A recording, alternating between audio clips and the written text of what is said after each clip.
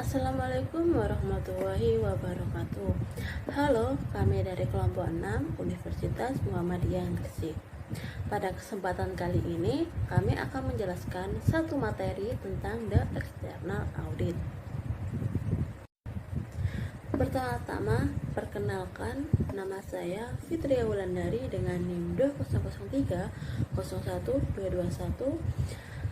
Lalu Dian Ayu Lestari dengan NIM 2003 01227 dan Safrina Dwi Rahmawati dengan NIM 2003 01228. Selanjutnya, saya akan menjelaskan tentang latar belakang the external audit. Audit eksternal berfokus pada mengidentifikasi dan mengevaluasi tren dan peristiwa di luar suatu perusahaan. Audit eksternal sendiri mengungkapkan peluang dan ancaman utama yang harus dihadapi organisasi, sehingga manajer dapat merumuskan strategi untuk memanfaatkan peluang dan mengurangi dampak sebuah ancaman. Selanjutnya, saya akan menjelaskan tujuan dan sifat audit eksternal. Tujuan audit eksternal adalah untuk mengembangkan daftar peluang terbatas yang dapat menguntungkan perusahaan serta ancaman yang harus dihindari.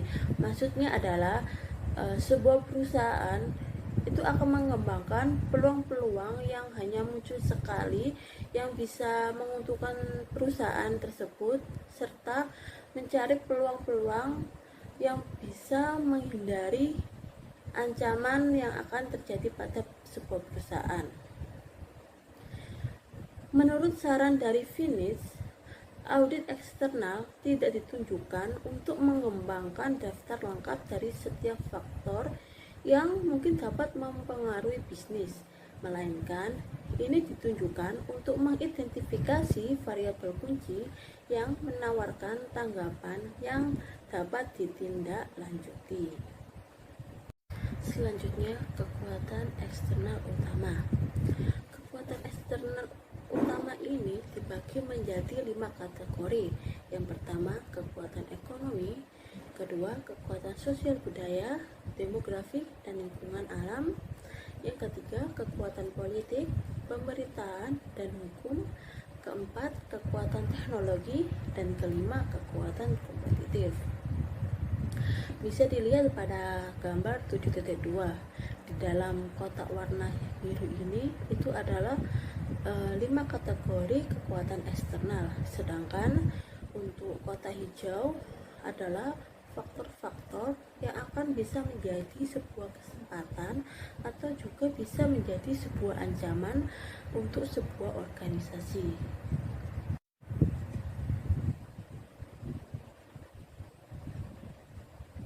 Selanjutnya, saya akan menjelaskan proses pelaksanaan audit eksternal.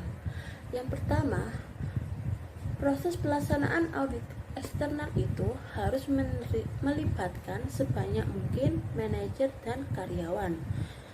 Setelah itu, para manajer dan karyawan tersebut harus mengumpulkan informasi kompetitif dan informasi tentang tren ekonomi, sosial, budaya, demografi, lingkungan, politik, pemerintahan, hukum, dan teknologi. Setelah informasi itu dikumpulkan, maka akan diasimilasi dan dievaluasi. Kemudian melakukan sebuah pertemuan manajer yang dilakukan untuk mengidentifikasi peluang atau ancaman yang paling penting untuk dihadapi perusahaan. Untuk mengidentifikasinya, kita akan meminta manajer secara individual mengurutkan faktor yang akan diidentifikasi dari angka 1 hingga 20. Angka 1 adalah yang peluang atau ancaman yang paling penting hingga peluang atau ancaman yang tidak penting.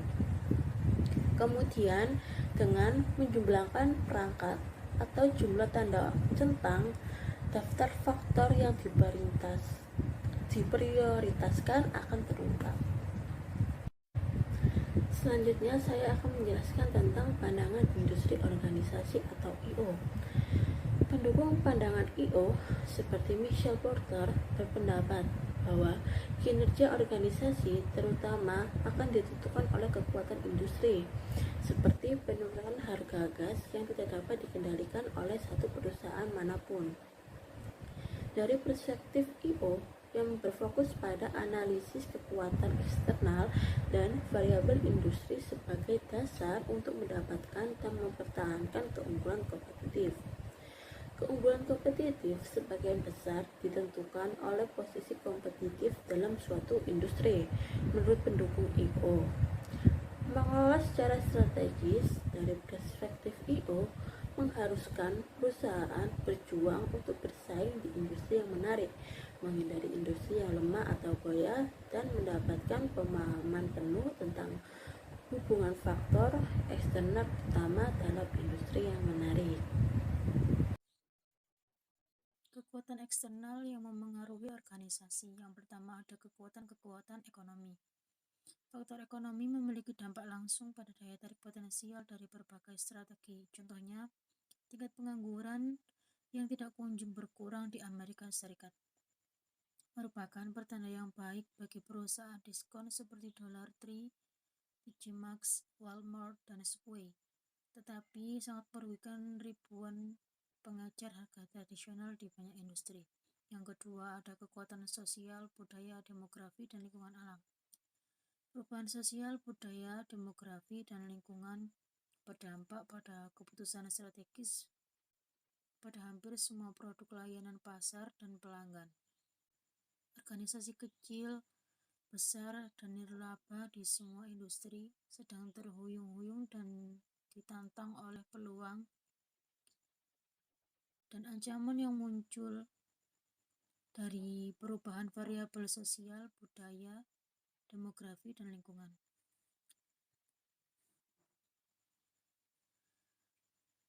Yang ketiga yaitu ada kekuatan politik, pemerintahan, dan hukum. Isu politik dan keberpihakan adalah masalah untuk bisnis, khususnya dalam dunia Twitter dan email instan. Contohnya, Starbucks baru-baru ini mendukung pernikahan sesama jenis di Washington yang kemudian dipuji oleh sejumlah aktivis hak asasi yang terkemuka. Pemerintah federal, lokal, dan asing adalah deregulator, pemberi subsidi, pemberi kerja, dan pelanggan organisasi terbesar. Oleh karena itu, faktor-faktor politik, pemerintahan, dan hukum dapat mempresentasikan kesempatan kunci untuk meningkatkan harga minyak secara global yang menyebabkan inflasi. Yang keempat ada kekuatan teknologi. Berbagai teknologi baru seperti internet, pencetakan 3D, gold, perangkat seluler, biotek, analitik dan outage, robotika, dan kecerdasan buatan memicu inovasi di banyak industri dan memengaruhi keputusan perencanaan strategis. Ada 5 hasil kemajuan teknologi yang sangat beragam seperti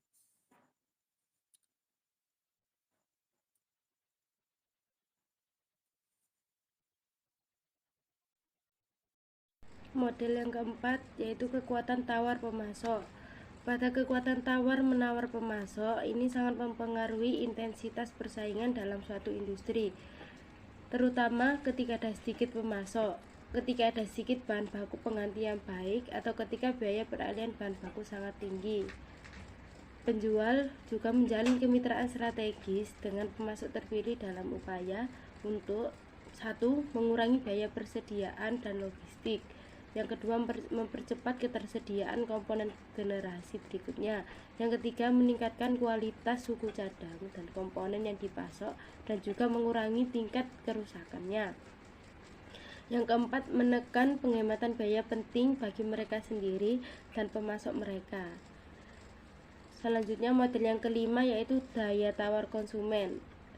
Daya tawar konsumen juga lebih tinggi ketika produk yang dibeli standar atau tidak berbeda. Dalam hal ini, konsumen seringkali dapat menegosiasikan harga jual, cakupan garansi, dan paket aksesoris ke tingkat yang lebih tinggi. Selanjutnya, sumber informasi eksternal. Banyak informasi yang strategis tersedia untuk organisasi, baik dari sumber yang diterbitkan maupun tidak diterbitkan. Adapun sumber yang tidak dipublikasikan termasuk survei pelanggan, riset pasar, maupun pidato di pertemuan profesional, dan juga pemegang saham, program televisi, wawancara, dan percakapan dengan pemangku kepentingan. Adapun sumber informasi strategis yang bagus termasuk majalah, jurnal, laporan, dokumen pemerintah, surat kabar, dan juga manual. Ada banyak situs web yang sangat bagus untuk mengumpulkan informasi strategis juga. Selanjutnya, alat dan teknik peramalan. Peramalan adalah kegiatan yang kompleks karena faktor-faktor seperti inovasi teknologi, perubahan budaya, produk baru, layanan yang ditingkatkan, pesaing yang lebih kuat, pergeseran prioritas pemerintah, dan juga perubahan nilai-nilai sosial. Sebagian besar organisasi memperkirakan pendapatan dan keuntungan mereka sendiri setiap tahunnya. Perangkat peramalan dapat secara luas dikategorikan ke dalam dua kelompok, yaitu teknik kuantitatif dan teknik kualitatif.